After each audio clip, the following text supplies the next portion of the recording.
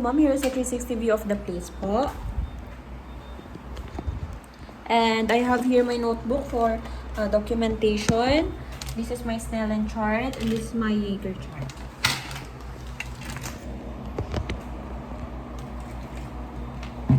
Okay, so of course, before anything else, let's first make sure that we have prepared the complete materials. So I have here my gloves, my pen light, my notebook for documentation, the samples for later, my alcohol, the tongue depressor, tuning fork, and the gauze swab. And now we can proceed to introducing ourselves to the client, verifying their identity, and explaining the procedure to them. So good day, sir. My name is Chanel Catrell Ian Dupo, your student is from Cavite State University. And today po, I will need to verify your identity first. So could you tell me your name? My name is Calvin Garcia. Okay, and can I have your wrist po?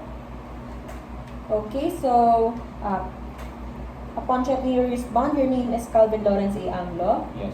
And could you tell me your birthday? May 16, 2000. Okay, and you are currently residing in room 314, right? Yes. Okay. So, Mr., how would you like me to call you? Mr. Ang. Okay, Mr. Anglo. So, today po you are scheduled for an assessment of your mouth, your throat, your nose, sinuses, ears, and eyes. And we will be starting first with the mouth assessment. But first, let me tell you that it is important to have an assessment of this body parts since this is what you use in your daily activities in your daily life.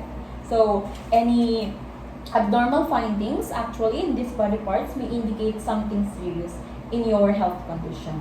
So, now I will just be providing you with some privacy and I will be performing hand washing and donning just some gloves.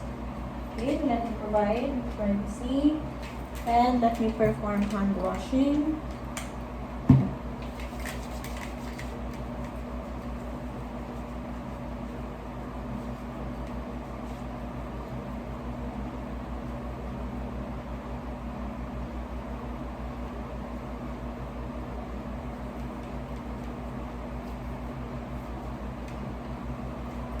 Okay, and now I will just be donning gloves.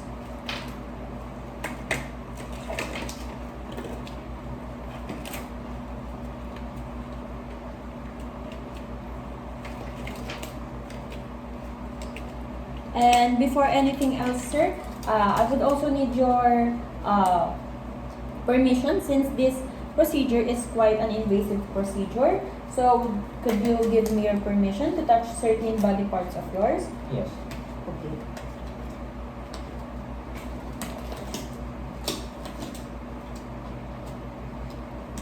Alright, so first we will be starting with the assessment of your mouth. So, we will be checking the lips first. So, I will be inspecting your lips. Okay, so I can see that your lips are quite pinkish in color. It is smooth. It is quite moist, and however, I could observe quite a few cracks. So I would advise you to drink more water to avoid that. And I will now need you to please purse your lips like this. Okay, so I can see that your lips closes symmetrically. And if we suspect any sort of lesions, we can start to palpate our patient of the lips. So let me just palpate it. Okay. So I can see that there are no lesions to be found at my client. So now we will be starting to perform the assessment of the buccal mucosa, the Stenson's and Wharton's duct also. So now, sir, I will need you to please open your mouth. Okay, so upon opening of the client's mouth, I can not smell any foul smell or distinctive odor. Okay, so now I will be putting this tongue depressor inside to palpate your buccal mucosa. So please open. Okay, now the other side. Okay, so I can see that the buccal mucosa of my client is quite smooth and moist. It is quite pinkish. However, I did not see and feel any sort of, I did not feel or see any sort of lesions or exudates. And now I will be checking for the Stenson's, the salivary ducts. So we have the Stenson duct and the Wharton's duct. So Now I would need you to please lift your head. Okay, and open your mouth. Okay. And now I would need you to put the tip of your mouth at the tongue, at the top. Okay, so both the Stenson's duct and the salivary duct, the Wharton's duct are visible with salivary flow. There are also no redness or swelling of those ducts. Okay, so now we will be checking and palpating for the gums and teeth. So let's start with the gums. So sir, I would need to pull this lower lip, now the upper lip. Okay, so upon seeing the client, sorry po, nag-stop po kasi yung phone. No?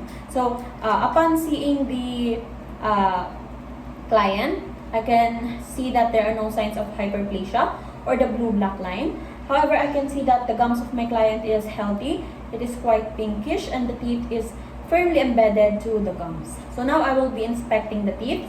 So could you please give me a big smile with your teeth showing? Smile. Okay. Okay, so I will be checking for the number of your teeth, the shape, and the sizes. So please just smile. Smile. Close your mouth, sir. There.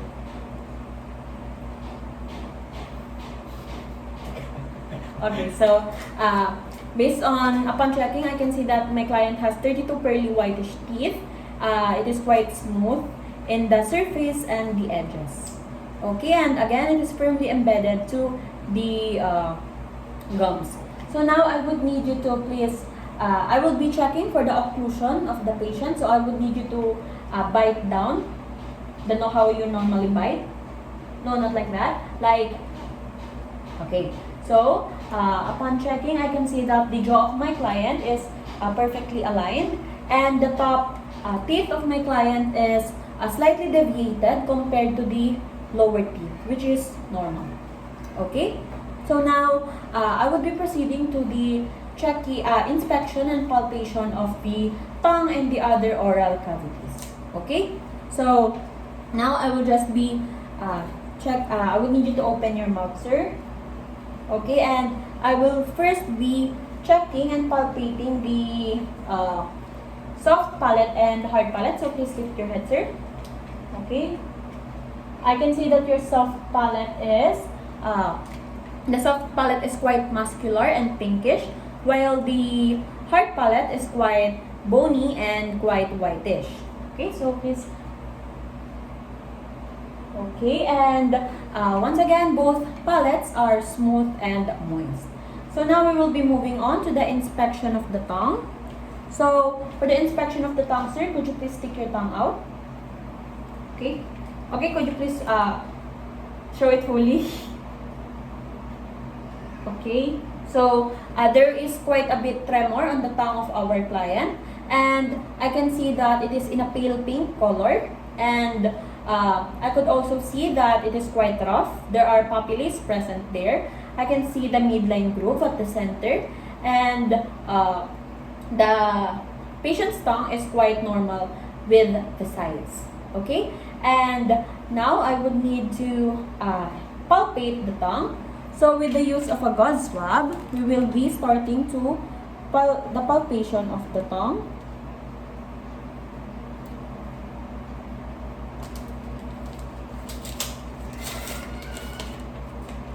Okay, sir, so now I will start to palpate the tongue. So could you please stick your tongue out? Okay, so I will be touching your tongue. Go.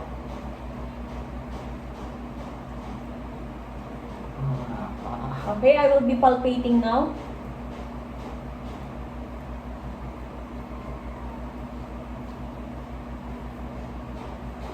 Okay. And now the floor of the mouth.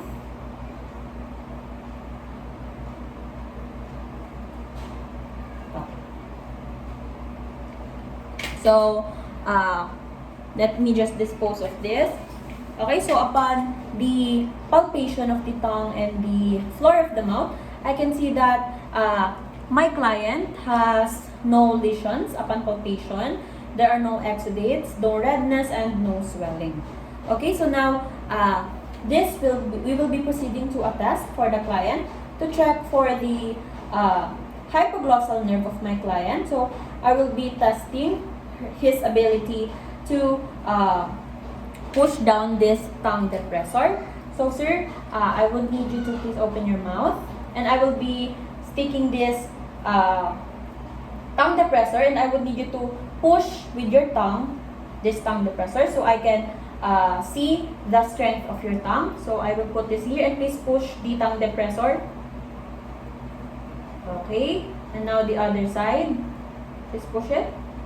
Okay, so based on that, I can observe that my client has the good strength of the tongue, and there is equal force of this tongue in both sides.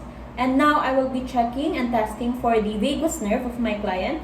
So I will be having you, sir, taste two samples, and I would need you to differentiate the taste between those two, okay? So let me just have you taste this first. Okay, so please close your eyes and open your mouth, and now taste it. Okay, and please identify the taste for me. Salt. Okay, it's quite salty. And now let's have the second sample. Okay, so open the mouth. How does it taste like? Tastes like coffee. Okay. Okay, so you can now open your eyes. So the patient can identify the right taste of the two samples. So the other is the salt, and the other one is the coffee. And now we can proceed to checking or the assessment of the throat of the client. So now, sir, I would need to open another tongue depressor, and we will be checking for the throat of the client. Okay, so for this, sir, I would need you to open your mouth. Okay, and with the use of this pen light, okay, open it wide, please. Okay, so please put your tongue down. Okay, and I can see the inside of your throat, so it is quite pinkish. It is moist. And I can see that there are no lesions to be found upon inspection. And now we will be proceeding to the checking of the uvula. So please open your mouth. Okay, and now please lower your tongue down. Lower it. And now say ah. Okay, so I can see that the uvula is right in the middle, and it vibrates when the patient says ah. Okay, and once again. Okay, lower down. And now say ah. Okay, so for the last check, I saw the client's tonsils, and I could see that the tonsils occupies at least 25% of the space. So I will be grading the tonsils of the patient as 1+. And I can also see that the patient's tonsil is quite pinkish, and it is quite hiding behind the pillars, and there are no lesions or exudates that I can find with it. Okay, so now lastly, we will be performing the test for the glosopharyngeal nerve of my patient. So, sir, this is basically the gut reflex test. So, I would just need to test it for you. So, please open your mouth. And now, okay. So, the patient reported a good gag reflex. Alright, so now it is done for the mouth and throat assessment. So, I will just be removing my gloves.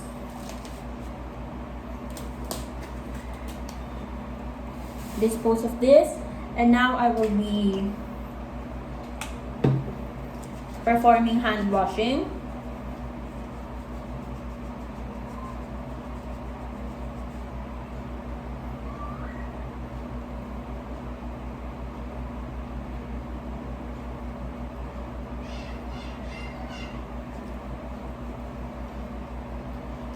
Okay, so after that, let's now don once again the gloves, a new set of gloves. And now, sir, we will be performing an assessment for your nose and sinuses. So, before anything else, could I just ask you if are you having any problems breathing? No. No, okay. And when was the last time you had runny nose? Last month? Okay, so it's last month. And you have no problems breathing at all? No. No headaches? None. Okay.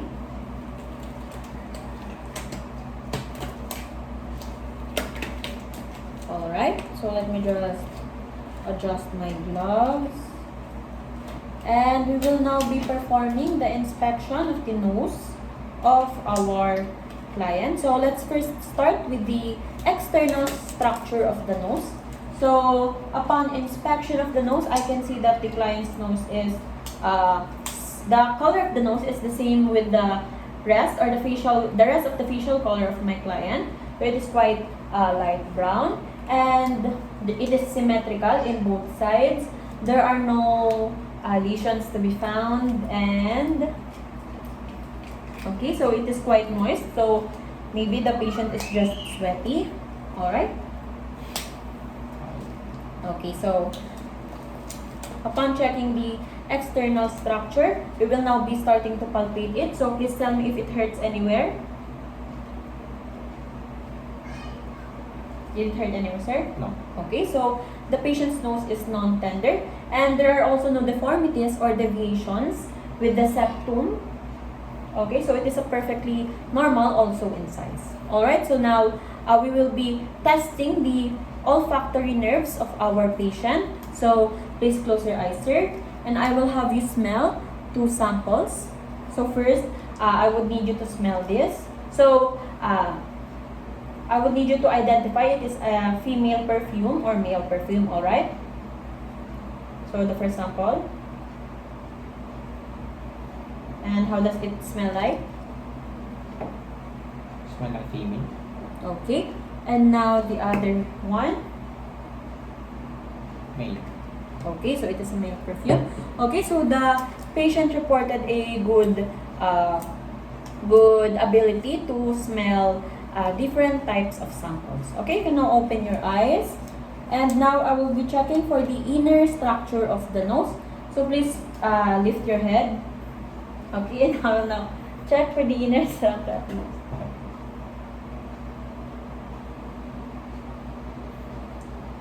Okay, so upon the checking of the inner structure of the nose, I can see that the inner structure is ciliated with hair-like projections, and the inner surface is quite pinkish in color. There are no obvious swelling, there are no exudates or any lesions to be found. Okay, so now we will be checking for the patency of the airflow for the clients on each nostril. Okay, so sir, first I would need you to cover the left nostril, like this, cover it. Okay, and I would need you to inhale, exhale. Okay, I need you to cover the other one. Inhale, exhale. Okay, it's now done, sir. So I can see that based on the patency airflow of my client, so he can thoroughly breathe in equal amounts in both nostrils. Okay, so now we will be checking for the sinuses of my client. So we have the maxillary, the ethmoid, the sphenoid, and the frontal sinuses. So first we will be inspecting and palpating these sinuses. So sir, please tell me if it hurts anywhere. We start with the frontal. Did it hurt? No. And now the sphenoid down to the maxillary. Did it hurt? No. And now the ethmoid. Did it hurt? No. Okay. So now we will be starting, upon the palpation, the client reported that it is non-tender. So we will now be proceeding with the, our palpation, our percussion, and we will be lighting it to check for the air versus fluid pass. Okay, so now I will be starting to percuss it, sir. So please tell me if it hurts.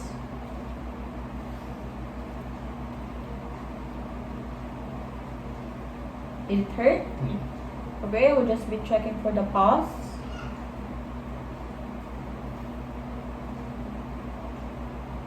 Okay. So I can see that my client reported that it is non-tendered around the areas. So that is good. And the pus is also good in color. It is quite reddish. Okay. So after that, we can now proceed to remove the gloves. Once again, perform hand washing.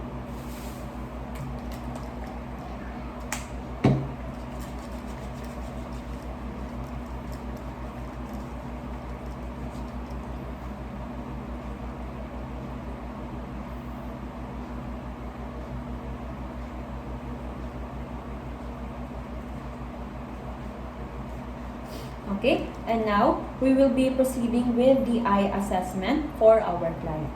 Okay, so first for the eye assessment, of course, we will be needing to check for the visual test for the client. We will be starting with the visual test, sir. So first, I will be testing for the client's distant visual acuity with the use of a Snellen chart. So we have here our Snellen chart. Okay. And now, sir, I would need you to please stand up. And please stand 20 feet away from the Snellen chart. Okay, so let me just move the position.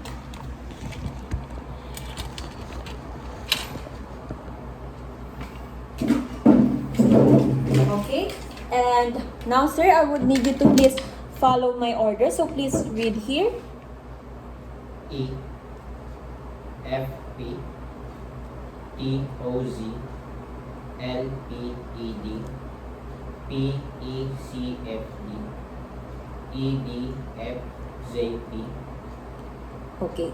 So the client has read the up until the 2020 vision acuity. So my client's distant visual acuity test is 2020. So now let's have the client read the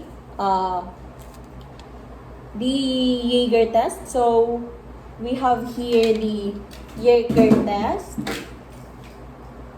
Okay, so let's open this. This one.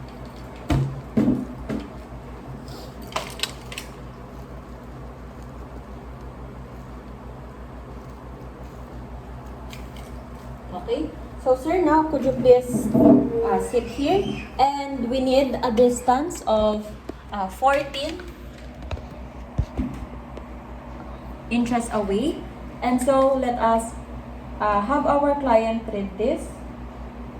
So, let's turn the brightness. Okay. So, could you please start reading from here? Attack, they seem to yield to the weight of the Roman power, that soon by a signal. Here. Filled with a hardy race of barbarians who depleted life when it was separated from freedom and taught on the first. Here. The northern countries of Europe necessarily deserve the express and labor of conquest, the freedom and human. Okay. So, the patient could read up until the number 9. So, it is at least 2 meters. So, that is for the Jaeger test or the near visual acuity test. So, now we will be starting to perform the extraocular muscle function test. So, sir, could I just ask you to stand up? And let me just start here. Okay, so please sit down. Okay, so now for the extraocular test, sir, I will start with the corneal light reflex. So could you please look at the faucet? Okay, and now I will be shining the light at the bridge of the nose of our client. So we will be checking for the alignment of the light in both eyes. Okay, so I can see that there is parallel alignment for the position of the light in both eyes. Okay, and now we will be proceeding to the cover test. So for the cover test, sir, I would need you to cover your this side. Okay? And please look straight ahead. And then, please uncover it. Okay. And now, please cover the other side. Okay, and uncover. Okay. So, I can see that for the eye assessment of my client, I can see that the eyes of the covered and the uncovered eye is both looking fixed straight ahead to the far distance, and there are no involuntary movement. Okay, and now we will be doing the positions test. So for this, I would need you to focus on this pen light, and I would need you to follow it in all 6 directions. Is it clear? Yes. Okay, so please focus here at the pen light. Okay, and now I will start moving.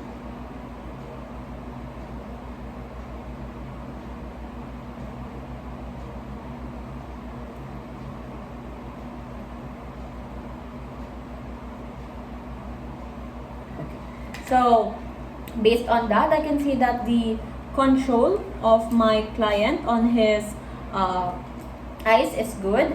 He is, there are no, he can follow instructions in all 6 directions. Okay? So now, we will be performing to the assessment of the external eye structure. So, I will just be washing my hands and donning gloves.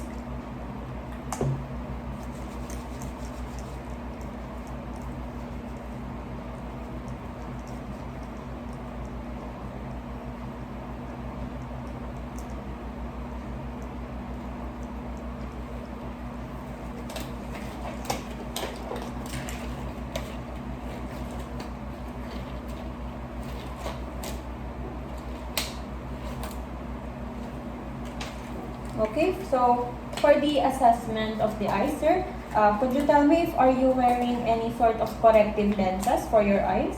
No. No, okay. And do you have problems seeing, or does it hurt? No. None, okay. And again, no headaches Yes. this past few weeks, no? So now we will be performing the assessment of the external eye structure. So first, let's check for the alignment of the eyebrows and the eyes. So I can see that the eyebrows and the eyes is perfectly symmetrical with each other. And then let's now take a look to the eyelids and lashes of the client. So for the eyelids and lashes, I can see that it is also symmetrical. And as for the eyelashes, it is evenly distributed and it is curling upwards. Okay, so let me just inspect it. Okay, and now could you please close your eyes and tell me if it hurts? Did it hurt? Okay, so you can now open and now blink fast. Okay, so the patient also has no problems blinking multiple times and closing his eyelids. It is non-tender upon palpation of the eyes. So, now we will be moving on to the assessment of your, we will be moving on to the assessment of the, your position of your eyeballs. So, I can see that your eyeballs are not protruding or sinking. It is perfectly normal. It is aligned. Okay, and now I would need to check for the lacrimal apparatus. So we will be palpating for the client's lacrimal apparatus.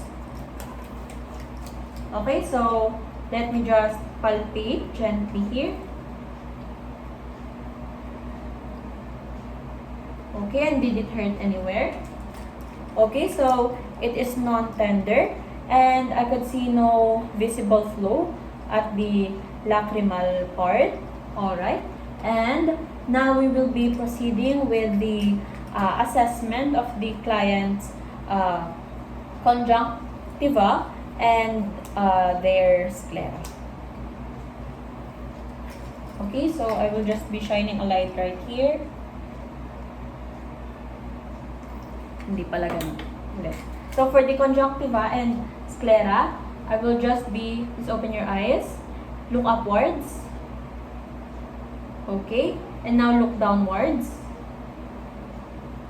Okay. So, I can see that the conjunctiva of my client is quite reddish. And, however, there are no lesions or there are no swellings.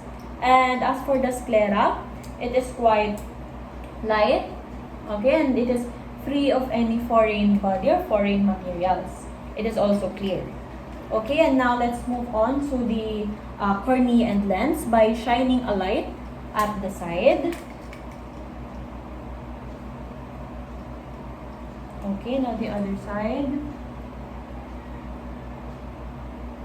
Okay, so I can see that the cornea is quite smooth, it is quite clear. And as for the lens, it is also smooth and quite clear, free of reflection. Okay, and now we will be moving on to the pupil and iris of the client. So for the pupil and iris of the client, we will have our client. Please look at me, sir, and I will just be inspecting your pupil and iris.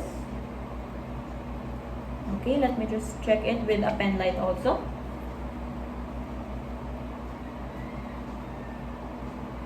Okay, so I can see that the pupil of my client is black and the iris is also black, and it is colored evenly in both sides, and the pupil is positioned at the midline or at the center of the iris. Okay, and now we will be performing the papillary reaction by turning off the lights and checking for the constriction of the client's pupils.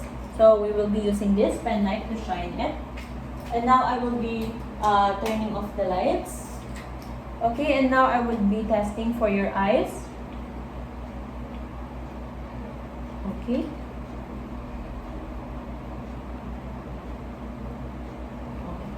So let me just turn on the lights. Okay, so upon checking, there is bilateral constriction on both pupils of the client. So it has a normal papillary response. And last, we will be checking for the accommodation of the eyes. So for the accommodation, I would need you to focus on this pen light once again, and I will be moving it from near to far and then far to near. Okay, so I will need you to focus right here.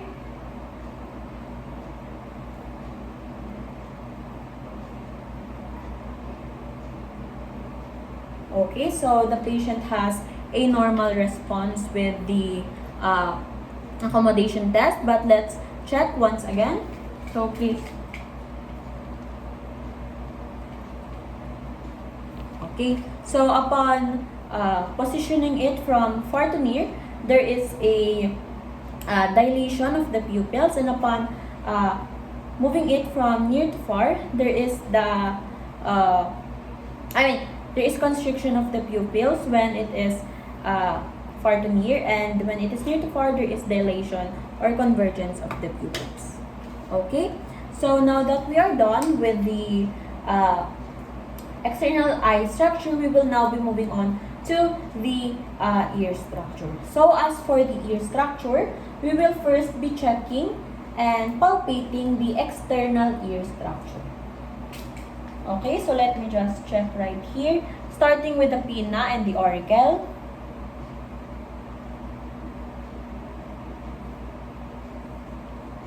Okay, so upon palpating, the external ear is quite soft.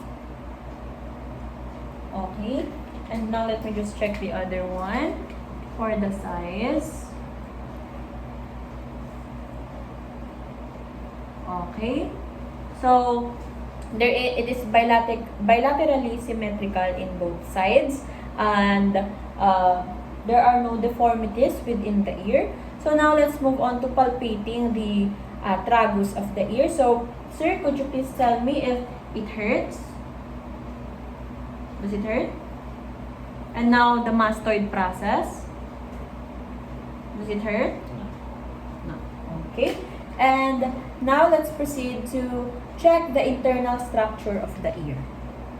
So, I would need you to please tilt your head. And let me just pull the pinna up.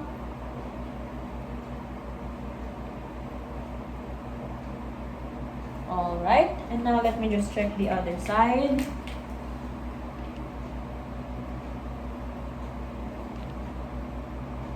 Okay, so upon checking the inner structure of the ear, I can see that it is also ciliated, just like the nose. There is hair-like projections. And I could also see that it is quite grayish inside. And it is free of lesions, swelling, or any exudates. Alright, so now we will be proceeding with the performing of the hearing and balancing equilibrium test. So, for this test, sir, we will be starting with the whisper test. So, could you please stand up? Okay, and now I will just be moving this right here. Okay, now please sit down. Okay, so for the hearing test, sir, I would need you to please cover the other side of the ear. You will be covering here. Okay, and I will be whispering a word, a two-syllable word at the other side, and I would need you to repeat it, okay? Alright, so I will just be standing 2 feet away from you, and I will now start to whisper. Repeat it. Okay, and now, please cover the other side of your ear. Now, I would start to say the two-syllable word. Football. Okay. So, it's now done, sir. So now, I can say that I can report that the client has a good ability to repeat the words. So now we will be performing with the Weber's test. But first, let me just document it.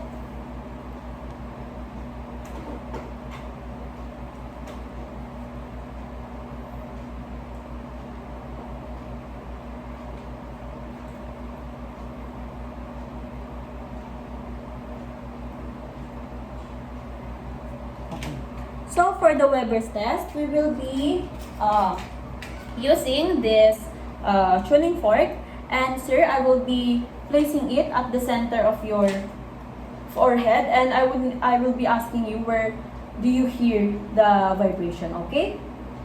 Okay, so let me just vibrate it.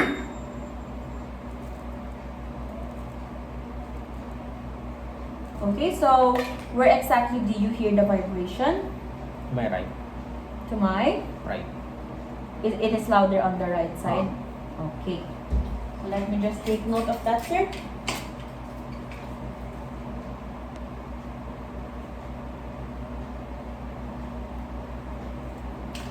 Okay. And now, I will be performing the Rina's test. So, sir, for the Rina's test, I will be vibrating it once again, and I will first be placing it at the front of your ear and then at the mastoid process. So I would need you to tell me whenever you do not hear it anymore, okay? And I will be timing it. Okay, so let's start now.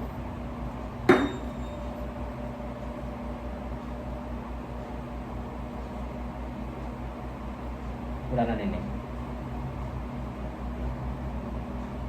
Wala na.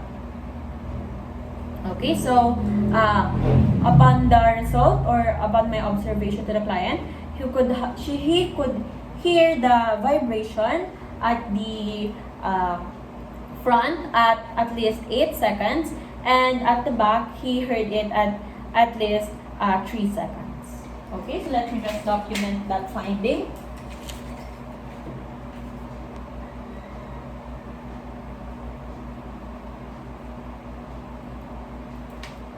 Okay, so that's for the Rina's test. So now, we will be performing the last test, which is the Romberg's test. Okay, so now, sir, I would need you to please stand up.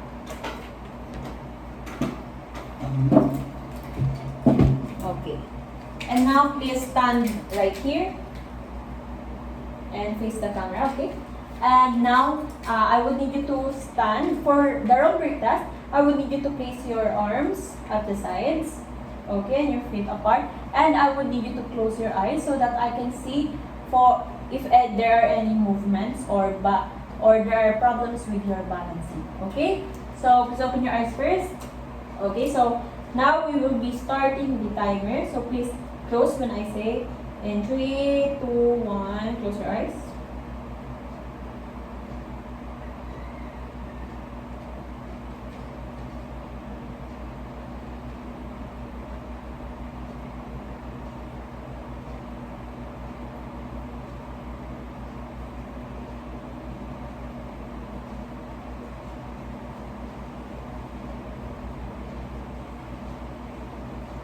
Okay, so you can now open your eyes and please sit down.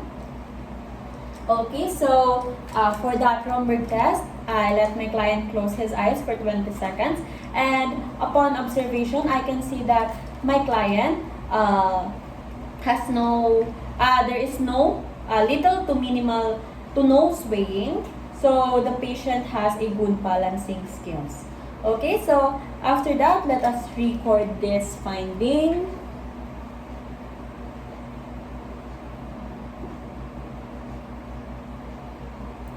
Also, let's make sure that we have recorded starting from the mouth assessment to the throat assessment to the nose and sinuses and the eyes and up until the ear assessment when documenting the findings. Okay, and now we can start to remove our gloves and dispose of this. And let's perform hand washing.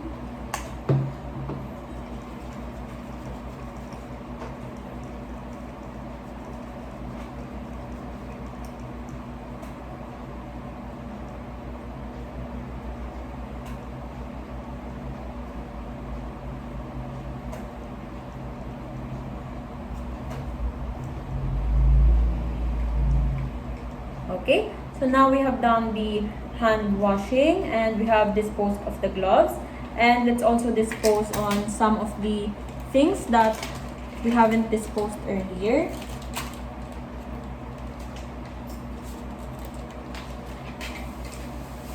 Okay, and now of course let us make sure that we have documented the findings. Okay, so sir, we are done with the mouth, nose, throat, sinuses, ears and eyes assessment. So we will be following you up with the doctor's order. So we are now done. So you can now leave, sir. Thank you.